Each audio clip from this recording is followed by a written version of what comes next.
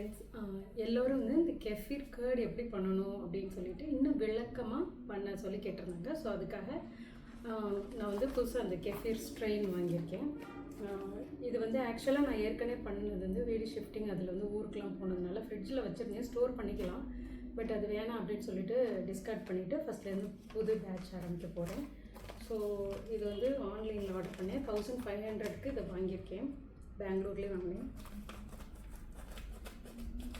So வரும்போது இந்த மாதிரி ஒரு ஸ்ட்ரெயினரோடு அவங்க கொடுப்பாங்க.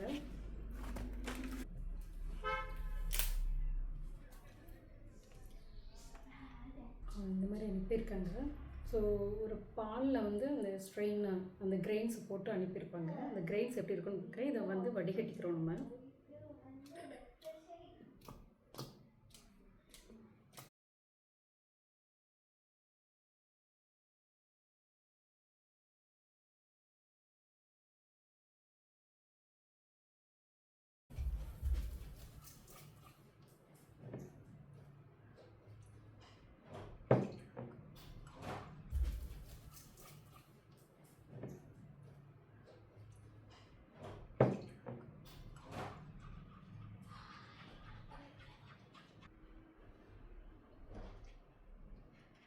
ஸோ ஓரளவு சின்ன சின்ன கிரெயின்ஸாக ஒரு ஸ்பூன் கொடுத்துருக்காங்க.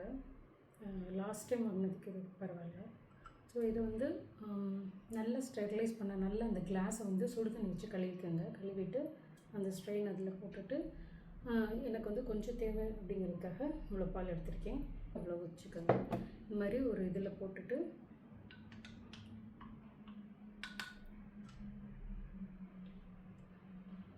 கலக்கி ஒரு நல்ல சுத்தமான துணியில் மேலே போட்டு ரப்பர் பேண்ட் போட்டு இப்படி வச்சுருங்க. இது ஒரு 24 மணி நேரம், அதாவது இப்போ இன்றைக்கி ஒரு 12 மணிக்கு போட்டோன்னா நாளைக்கு 12 மணிக்கு எடுத்துருங்க. அதாவது 24 மணி நேரம் கழித்து இது தயிர மாதிரி இருக்கும், அதை யூஸ் பண்ணலாம். மறுபடிக்கும் இதை யூஸ் பண்ணும்போது எப்படின்னா இதே மாதிரி இந்த தயிரை வந்து இந்த வடிகட்டியில் இதை நல்லா கழுவி சுத்தமாக காய வச்சு வச்சுக்கோங்க. எதுவும் கண்டாமினேஷன் ஆகிடக்கூடாது. இதை இதே மாதிரி ஒவ்வொரு தடவையும் இந்த கிரெயின்ஸ் உள்ளே இருக்கிறத வந்து ஒரு பாத்திரத்தில் இந்த ஸ்ட்ரெயினர் வச்சு வடிகட்டி அந்த கிரெயின்ஸை தனியாக எடுத்துக்கோங்க. எடுத்துட்டு அதை மறுபடியும் அடுத்த நாள் பாலில் போட்டு வந்து தயிரை ஃபார்மான அந்த கேர்டை வந்து நம்ம பட்டர் மில்காவோ எந்த ஃபார்மில் வேணாலும் நீங்கள் குடிக்கலாம். ஏன்னா அவ்வளோ நல்லது அது. ஸோ கெஃபீர் கர்ட் வந்து ரொம்ப நல்லது. அதோட பலன்கள் என்னென்னு நான் அடுத்தடுத்த வீடியோவில் போடுறேன். இப்போதைக்கு எப்படி பண்ணணும் அப்படின்னு சொல்லியிருக்கேன்.